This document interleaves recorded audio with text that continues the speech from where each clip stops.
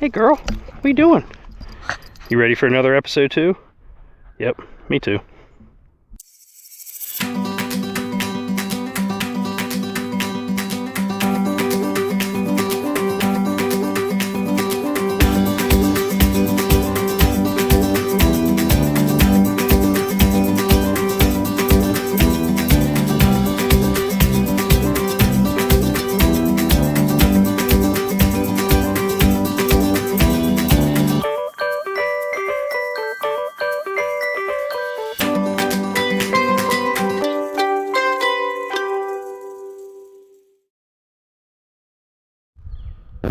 Alright, welcome back to another episode of Class Haven Farms. Today I'm going to kind of go over how I am trying to protect my trees from the deer. So this tree that I have here is a black walnut I probably planted 3 or 4 years ago. And as you can tell, I got some bucks that have been knocking the felt off and kind of getting into it over the years. They just started again. Probably I would say about 2 weeks ago I started noticing more scrapes on it. So I want to try to save this tree. My wife likes to bake with black walnuts and all that, so try to get some walnuts. I still need to get another tree to plant with it. I had one that was over here, and probably about 2 years ago I had a deer break it off in half. So the deer just kind of unchecked around here and they kind of get into everything. So all I did, put some T-posts up, got some welded wire, and nothing special. I just wrapped it around. I didn't really worry about trying to make it tight like I'm doing like a really nice fence to keep livestock or anything in, but just something to protect it. So I've already done this one. I have a pecan tree that's over there by the tractor, so I'll go ahead and get you guys set up and you can watch me kind of work on that and just kind of see how I do things. Again, guys, like I've said time and time again, I'm not an expert in any of this. It's just something that I'll kind of do on the side, and I know I always have a lot of people asking me questions about things that I do, so if I can help you out, rock on. Again, make sure you hit that like and subscribe button and kind of help me out. Alright, so this next thing I'm going to show you, this is the pecan tree that I have, and before I do the welded wire and set the T-posts up all around it, what I want to do is try to protect this part of the tree from any little rodents, so rabbits, anything like that might chew on the bark. You know, that welded wire is good, but believe it or not, a smaller rabbit would be able to fit through that. Even a bigger rabbit would be able to fit through that. And when wintertime comes around, you know, they're trying to find anything they can eat, so bark, anything like that. So you always want to try to make sure you protect your tree, and you can do that in a couple different things. You can get some of that wrap that they have, the plastic wrap that goes around. For me, I just had some leftover chicken wire that was there from when I built my run about a year ago. So all I did was just kind of cut it to the size, and it doesn't have to be perfect. You just put it around, collapse it down so that the rabbits can't get in there and they can't gnaw on your bark and just cause some more damage to the tree. This tree here, if you looked at it real close, you can kind of see where the deer were on this one too. And I have another pecan tree that I'm going to plant later, so hopefully we'll be able to maybe get some pecans out of this in the next couple years. Those trees, for pecans, you need 2 trees just like black walnuts. You need 2 trees, and they need to be relatively close to each other.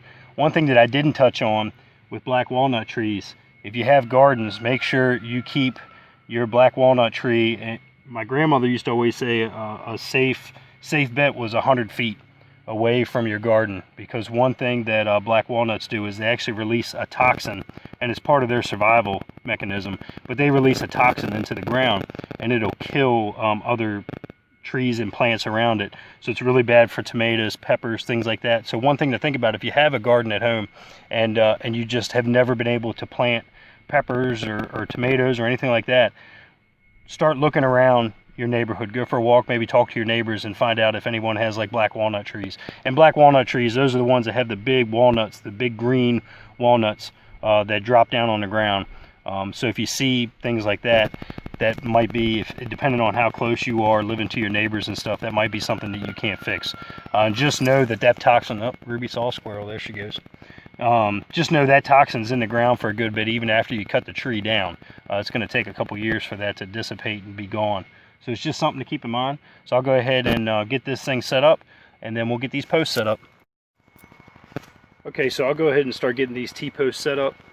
One thing to always think about, especially if you're going to do what I'm doing and use the welded wire, just when you do your T-post, just make sure these little nubs that are here on the end, make sure they're pointed outwards, because that's what you're going to use as you wrap that welded wire around. That's what you're going to use to kind of hold it tight. And again, I'm not pulling this tight like you would a fence if you were trying to keep livestock in an area or anything. So I'm just going to do it by hand. So however it is how it is. But I'll go ahead and get these posts set up. I'll probably fast forward this so it's not so damn boring. When you do set these up, try to look at your tree. You don't want to be too far into the tree, because if you are, then the deer would be able to get in there, maybe chew on the bark, things like that. So try to keep it out far enough to where your branches are, so that you're giving the plant good coverage to keep away from the deer.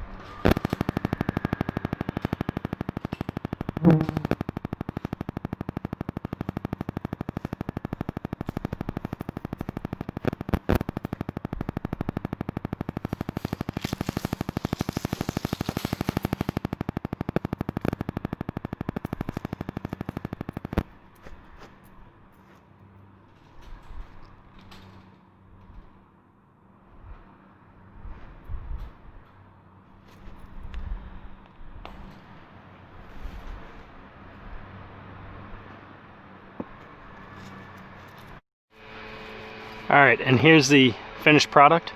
So again, it's nothing fancy, it's just around the tree, and it's just to keep the deer off of it. Alright, so I had talked about how I wanted to plant some apple trees. So I've gotten 3 done. I'm going to go ahead and finish my last one. So what I've planted Gala apples, Fiji apples, and 2 Red Delicious. So I've put them in about 15-foot spans away from each other. I have all 4 of them here, right here in the center, so I guess you could say it's kind of like a little orchard. But basically what I'm going to do first is dig this hole. Now when you dig the hole, you're basically just digging it deep enough for however tall your root ball is. And I'll show you guys how tall mine is and go through it. But you don't need to be crazy and go like 5 feet down or nothing crazy. It's just kind of whatever your root ball is.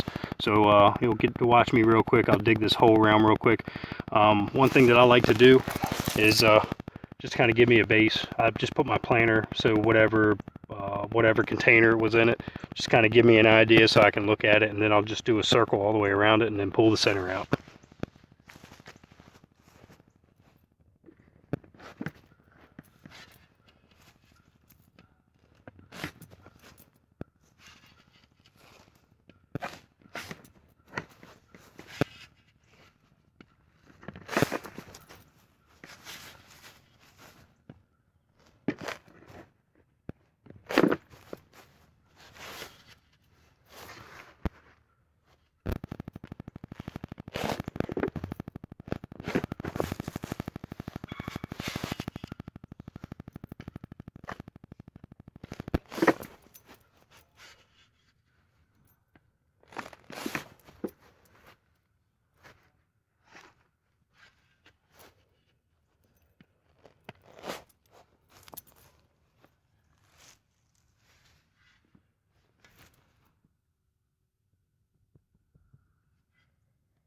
Alright, so now I got my hole dug. So what I want to do is you're going to take it up, kind of loosen the soil up that's underneath so you can start to feel your root ball.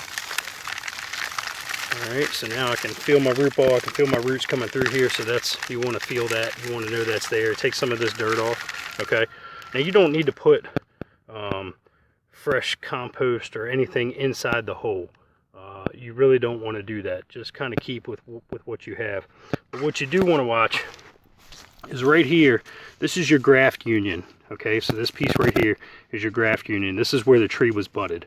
You want to make sure that this is even with the ground when you go to plant this. So when you go to drop this root ball down, I'll drop it down and then I'll look.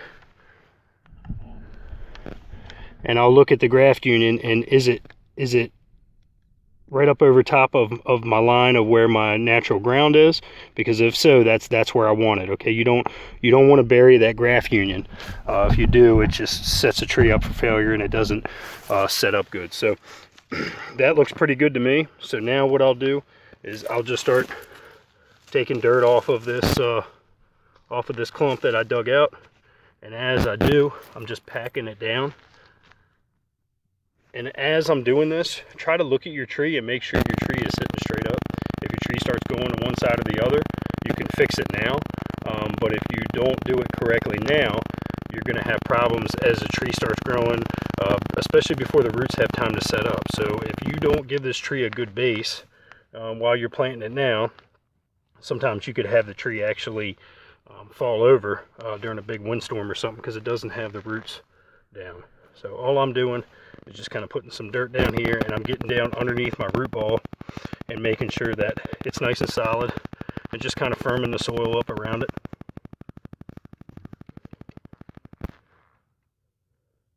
And it's a little dry, and I'd rather it be a little bit dry. The ground, you can see it's when it's packing like this, that's not too bad. So this is, I probably, if I would have went another day or two, it wouldn't have been a good time to plant it. So you want to be able to take your soil, at least that's what Meemaw used to always tell me. You want to be able to take your soil, and if you can go like this and it clumps up like that, it's got enough moisture in it, and that's kind of what you want. It almost acts like a clay, so you can kind of set your tree up. And again, all I'm doing is just kind of firming this up. And as I'm doing this, just periodically check your tree and make sure that you have it as straight up and down as you possibly can. It just makes it a lot easier in the long run. And that's one thing that I actually do really like doing is planting trees. Every year for Christmas, we always get a tree that we replant. So it always has a root ball on it. And it's kind of a pain getting it in the house. Of course, now I can cheat because I have a tractor with a bucket and forks and stuff. But I don't know. I look at how many trees I burn up in a year. Now granted, all those trees, it's not like I went out and just cut the trees down for firewood. Most of the time people are building houses or there's something going on why that tree was cut down. Maybe it was dead, whatever the case may be. But I still like to kind of give back. So if I'm taking from Mother Nature, I feel like I need to be giving back to Mother Nature. So that's why we do that. And that's how I've always felt. I always feel, grandparents and everybody used to always tell you kind of leave the world the way you left it or better when you're doing something, and that's just kind of how I try to live my life with a lot of things. Try to leave the world a better place if I can. Sometimes probably better than others. Alright, so now I'm going to firm it up with my foot and just kind of make sure it's got that nice base to it. Just pack it in and around. Again, check the tree and make sure she's upright and it's not bending over. Make sure you got that graft union and that it's not below the dirt line.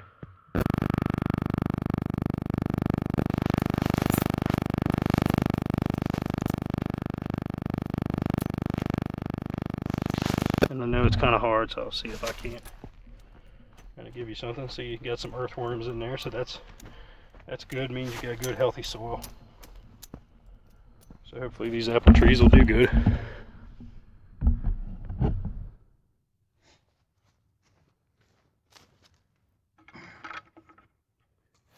And then it's a pretty good safe bet when you're doing this. Let me straighten it. You guys got a little crooked there. Sorry. I usually I'm planting multiple trees, I'll fill up a 5-gallon bucket. And I probably put about 2.5 gallons, 2 gallons on the tree. So you really want to saturate a new tree when you put it down in the ground. So that way it kind of sparks the root system. It starts reaching for that soil, starts reaching for that water, and now it knows to start moving on its own. And you just puddle it up real good. And I would say for about the next 2 weeks, I'm gonna water this thing with about 2.5 gallons each time I water all 4 trees, about 2 to 3 times a week. If I get some rain or something, then I don't have to do it as much. So that's done there. Now, the other thing to think about with when you're planting apple trees, especially apple trees, is nitrogen. They need nitrogen. Apple trees need nitrogen, especially at least once a year. You need to give them a good shot of nitrogen. There's no better way to do it than the chicken manure that we pulled out of the chicken coop. So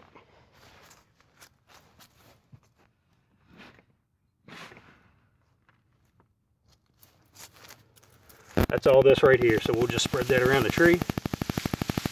That's all it is nice nitrogen.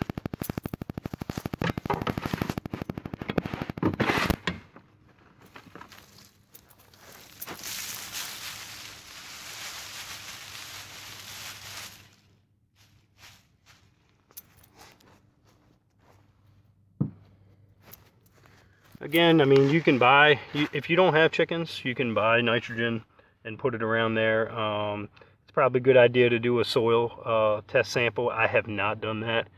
I guess because that's the way my grandmother was. So Mima used to just always say, you know, she was a good gardener, really good gardener. Used to do all the flowers for her church and stuff, and everyone used to ask her about all her secrets, and they're like, you know, do you test the soil and do you do that?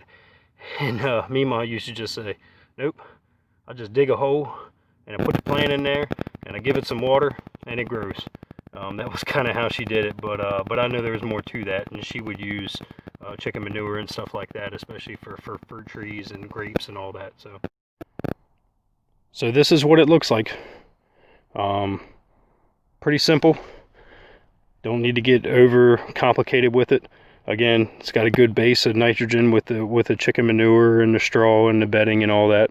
And then next thing that I'm going to do, and I'm not going to do it now because I kind of already showed you guys with the black walnut trees, is I'm just going to go ahead and fence them in so the deer don't get into them. We'll see if this works.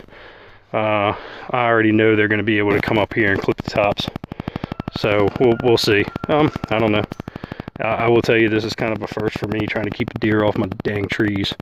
Like 4-legged rats, man. Yeah. Anybody who wants to come to my place and hunt deer, by all means, have at it. I think I bought a crossbow last year. Maybe I ought to get out there and hit on a couple of them, because they're really starting to tick me off with how much they're getting into my stuff. So, again, guys, I hope you enjoyed it.